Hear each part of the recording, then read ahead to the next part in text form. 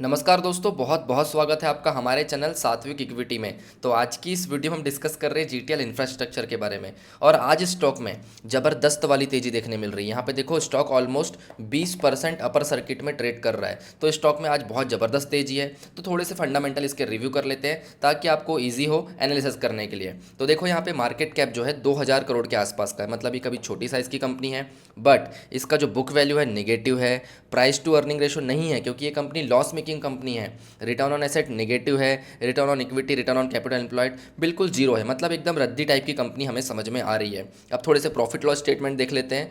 तो कंपनी का देखो यहाँ पे मार्च 2025 में कितने का सेल्स किया कंपनी ने, 1344 करोड़ का, 1344 करोड़ का जो सेल्स रिपोर्ट किया है, जिसमें से एक्सपेंसेस 1000 करोड़ के हैं। तो ऑपरेटिंग प्रॉफिट कितना हुआ कंपनी का, ऑपरेटिंग प्रॉफिट हुआ लगभग लगभग यहाँ पे 276 करोड़ का। अब ध्यान दो, यहाँ पे 276 करोड़ का ऑपरेटिंग प्रॉफिट है और यहाँ पे कंपनी का इंटरेस्ट कितना पे हो रहा है, इंटरेस्ट जा रहा है 900 करोड़ का।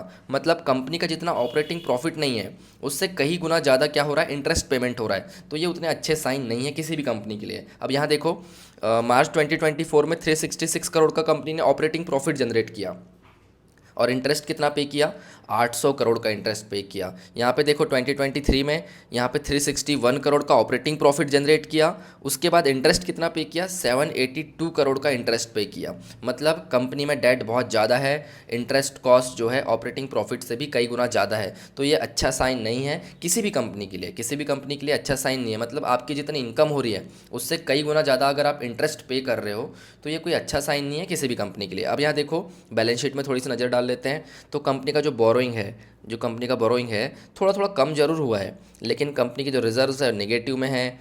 मतलब कुछ खास साइन नहीं दिख रहे हैं मुझे तो इस कंपनी में। बाकी आपको कुछ दिख रहा होगा, इनसाइडर न्यूज़ आपके पास कुछ होंगी तो आप कमेंट सेक्शन में शेयर कर सकते हैं। शेयर होल्डिंग पैटर्न देखोगे आप तो प्रमोटर के पास कुछ ज़्यादा स्टेक नहीं है, सिर्फ और सिर्फ 3% का स्टेक है।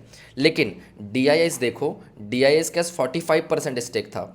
DIS के पास 45% का स्टेक था, जो कि कितना हो गया, 35%। मतलब DIS अपना कंटिन्यू स्टेक क्या कर रहे हैं, सेल करते जा रहे हैं।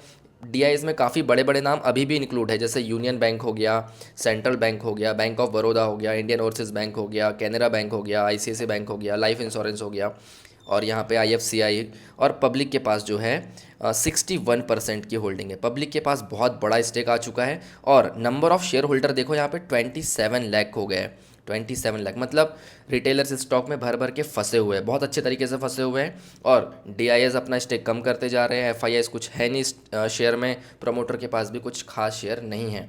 तो मुझे तो इसके फंडामेंटल्स उतने कुछ खास नहीं लगे। बाकी आप कमेंट सेक्शन में टाइप करके बताना कि आपको ये एनालिसिस कैसा लगा। और किसी भी तरीका का कोई बाय सेल या होल्ड रिकमेंडेशन हमारी वीडियोस में नहीं होता, प्योरली एजुकेशनल पर्पस के लिए वीडियोस होती है। बाकी आपको किसी स्टॉक में एनालिसिस चाहिए तो स्टॉक का नेम आप कमेंट सेक्शन में टाइप कर सकते हैं।